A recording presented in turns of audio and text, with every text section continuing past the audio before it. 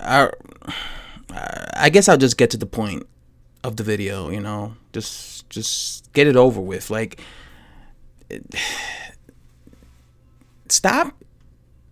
Overpraising AJ for beating Andy Ruiz Jr. I mean, listen, what he did against Andy Ruiz Jr., using his footwork and all that to outbox him and go the distance and win back his titles, that was a good thing. He got his titles back. That's great. He's a 2-time heavyweight champion of the world. That's great. But let's not act like beating Andy Ruiz is something that is just like out of this world, that deserves praising, like the way he's being praised after, or the way he was being praised after he beat Andy Ruiz Jr. Andy Ruiz Jr. got outboxed against Joseph Parker. Okay, Joseph Parker, the same Joseph Parker who got beat up against Dillian White. You guys know how highly I rate Dillian White. All right, Dillian White beat up Joseph Parker. Joseph Parker outboxed Andy Ruiz Jr. All right, so it wasn't like it took an extraordinary talent to be able to outbox Andy Ruiz Jr. All right, if you have decent boxing skills and you have decent foot speed, you will be able to outbox Andy Ruiz Jr. Deontay Wilder could outbox Andy Ruiz Jr. That's right, Deontay Wilder, if he fought the way he fought Bermane Stiverne, he would outbox Andy Ruiz Jr. Tyson Fury would outbox Andy Ruiz Jr. Alexander Usyk would outbox him. Anybody with legs would outbox Andy Ruiz Jr. The point of this video is, this victory for Anthony Joshua over Andy Ruiz Jr. was good, but it wasn't like great. Okay, first of all, he was supposed to beat Andy Ruiz Jr. all the time, right? He was supposed to beat him the first time. Nobody went into this fight thinking, oh my God, Anthony Joshua has no chance against Andy Ruiz Jr., especially in the first fight. In the first fight, people were laughing at this opponent. People were saying, oh my God, he's fighting this fat heavyweight in the first time around. Right? People were making fun of Andy Ruiz Jr. People were saying it was a cherry pick. A lot of people were disappointed. There was a bunch of boxing fans that felt disappointed because they wanted to see him beat up Jarrell Miller, and they felt disappointed. So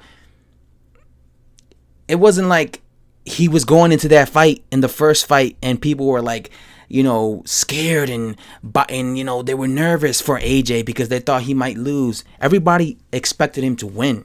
All right? They expected him to win. Just like they expected him to win in the rematch. So how can you give a person so much credit for beating a guy that he was expected to win, right? To me, what's more impressive, when Tyson Fury fought Vladimir Klitschko, because Tyson Fury wasn't supposed to beat Vladimir Klitschko. That to me is impressive.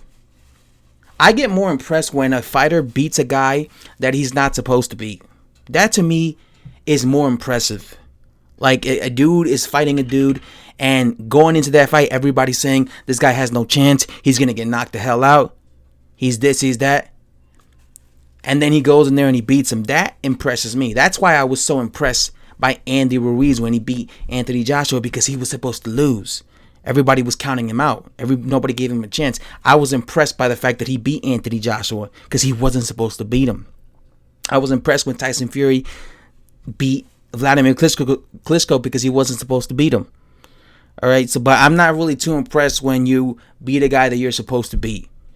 Okay, it's kind of like Wilder.